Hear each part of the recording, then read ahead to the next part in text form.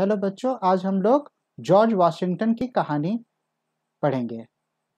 चलो देखते हैं क्या क्या हुआ जॉर्ज वाशिंगटन के जीवन में और उन्होंने दुनिया में कैसे अपना नाम बनाया।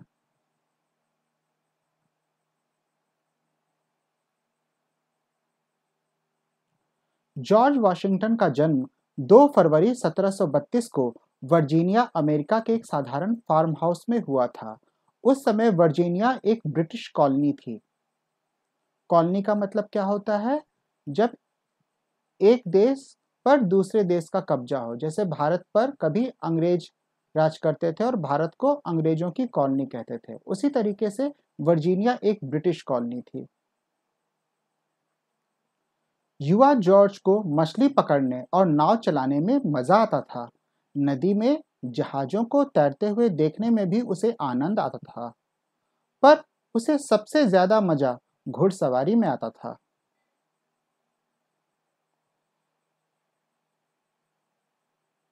ये देखो अपने क्लास में है, आगे देखते हैं। जॉर्ज ने स्कूल में अपनी लिखावट को सुंदर बनाने के लिए बहुत अभ्यास किया। उसके लिए उसने अपने नाखून साफ रखो और बोलने से पहले सोचो जैसे नियमों को बार बार लिखा। अब ये कौन से नियम थे? अपने नाखून साफ रखो यानी साफ सफाई पे बहुत ध्यान देते थे, और बोलने से पहले सोचो यानी क्या बोलना है और क्या नहीं बोलना है, इस पर भी वो बहुत ध्यान देते थे। पर गणित उसका उनका सबसे प्रिय विषय था। अब देखो बच्चों, जॉर्ज वाशिंगटन भी गणित बहुत पसंद करते थे।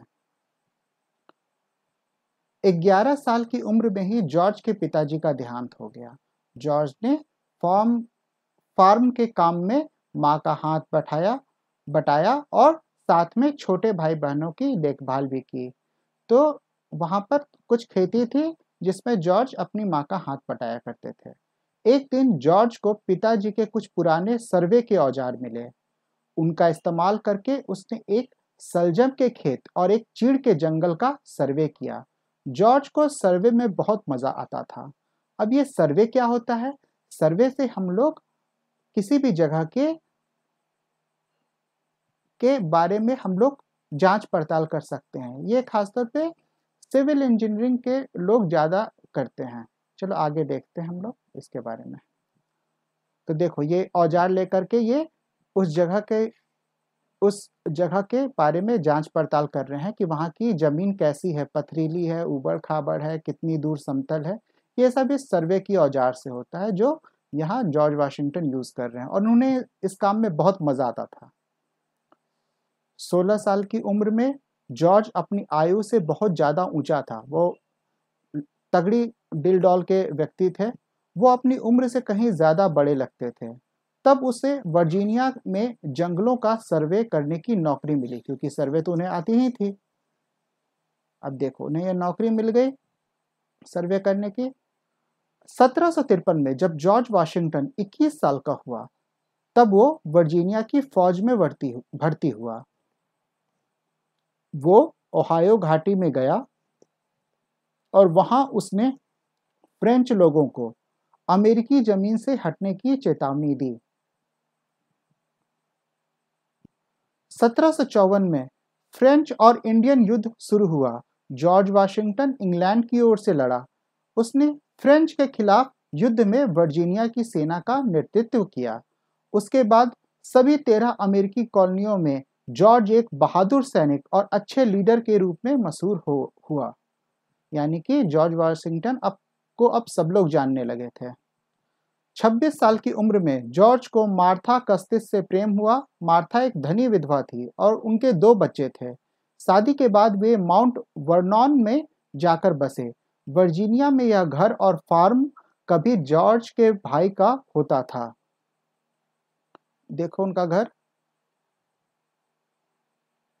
अंत में एक लंबी लड़ाई के बाद अंग्रेजों ने फ्रेंच को हराया। इंग्लैंड के सम्राट जॉर्ज तृतीय चाहते थे कि अमेरिकी कॉलोनियां युद्ध की कीमत चुकाएं, इसलिए उन्होंने उन पर टैक्स लगाया। पर अमेरिकी कॉलोनियों ने टैक्स देने से इनकार कर दिया। बॉस्टन में अमेरिकियों ने टैक्स देने के बजाय इंग्लैंड से आई चाय को समुद्र में फेंक दिया। इस प्रसिद्ध घटना को बॉस्टन टी पार्टी के नाम से भी जाना जाता है। देखो ये जहाज से कैसे उनके चाय के बक्से समुद्र में फेंक रहे हैं। अप्रैल 1775 में बॉस्टन के समीप इंग्लैंड और अमेरिकी कॉलोनियों के बीच युद्ध शुरू हुआ। युद्ध स्थल थे लेक्सिंगटन और मैसाचुसेट्स में कॉन्कोर्ड। युद्ध शुरू होने के 1 महीने बाद सभी 13 अमेरिकी कॉलोनियों के नेता फिलाडेल्फिया में मिले। उन्होंने कॉन्टिनेंटल फौज के नेतृत्व के लिए जॉर्ज वाशिंगटन को चुना। अक्सर जॉर्ज वाशिंगटन के सैनिकों के पास यूनिफॉर्म, खाना, कंबल और बंदूकों का अभाव होता था, यानी वे कम संसाधन थे उनके पास और वे कम संसाधनों के साथ ही लड़ रहे थे।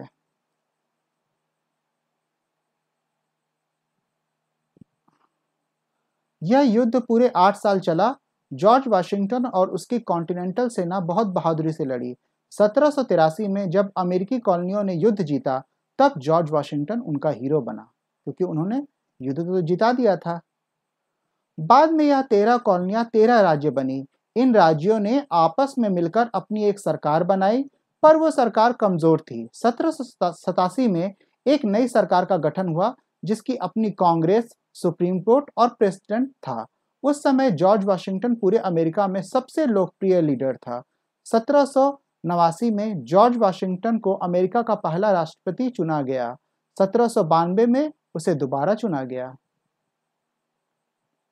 यानी कि वो अमेरिका में लगातार 2 बार राष्ट्रपति रहे, और अमेरिका में कोई भी व्यक्ति केवल 2 बार ही सर्वोच्च स्थान पर रह सकता है। जॉर्ज वाशिंगटन ने इंडियंस, स्पेन और इंग्लैंड के साथ संधियों और समझौतों पर हस्ताक्षर किए। उस समय यूरोप में युद्ध चल रहा था, पर जॉर्ज वाशिंगटन ने अमेरिका को उस लड़ाई से दूर ही रखा। जब पेंसिल्वानिया के कुछ किसानों ने विस्की के ऊपर टैक्स देने से इनकार किया, तो जॉर्ज वाशिंगटन ने सैनिकों को भेजा और किसानों को कानून का पालन करने के लिए मजबूर किया। देखो, सिपाही उनसे टैक्स वसूल रहे हैं, किसानों से, जिन्होंने टैक्स देने से इनकार किया था। 1797 में 8 साल प्रेसिडेंट का पद संभालने के बाद जॉर्ज वाशिंगटन अपने घर माउंट वर्नॉन वापस लौटे। वो हर रोज सुबह को घोड़े पर अपने पूरे फार्म का चक्कर लगाते थे। कभी कभी वो माउंट वर्नॉन से 15 मील दूर एक नए शहर का निर्माण देखने भी जाते थे। बाद में यह शहर अमेरिका की राजधानी बना। उस शहर का नाम जॉर्ज वाशिंगटन के नाम पर वाशिंगटन डीसी रखा गया। 1799 में जॉर्ज वाशिंगटन बीमार पड़े और उनका देहांत हुआ। उस समय वो 67 वर्ष के थे। जॉर्ज वाशिंगटन एक महान नेता और लीडर थे। उन्हें अमेरिका का पिता माना जाता है। ऐसा कहा जाता है कि जॉर्ज वाशिंगटन युद्ध में प्रथम थे, शांति में प्रथम थे और लोगों के दिलों में भी प्रथम थे। ऐसे नेता बहुत ही कम होते हैं। अब ये कुछ महत्वपूर्ण तारीखें उनके जीवन से जुड़ी हुई। 1742 22 फरवरी को वर्जीनिया में उनका जन्म हुआ। 1755 से उन्होंने वर्जीनिया की सेना के कमांडर के रूप में कार्य किया। 1759 में मार्था कस्तिस से विवाह हुआ। 1789 में अमेरिका के प्रथम राष्ट्रपति पद के लिए चुनाव उनका हुआ। 1792 में दोबारा फिर से अमेरिका के राष्ट्रपति चुने गए। 1796 में राष्ट्रपति की हैसियत से दूसरे टर्म की समाप्ति की। 14 नवंबर 1799 को वर्जीनिया माउंट वर्नॉन में उनका देहांत हुआ। बच्चों, 14 नवंबर को बाल दिवस के रूप में भारत में मनाया जाता है। अब इसमें हम लोग कुछ कठिन शब्दों को भी देख लेंगे। 59 को हम लोग कहते हैं 59, 89 को 89, 67 को 67। आशा है ये कहानी तुम्हें पसंद आई होगी। Thank you. मिलेंगे फिर।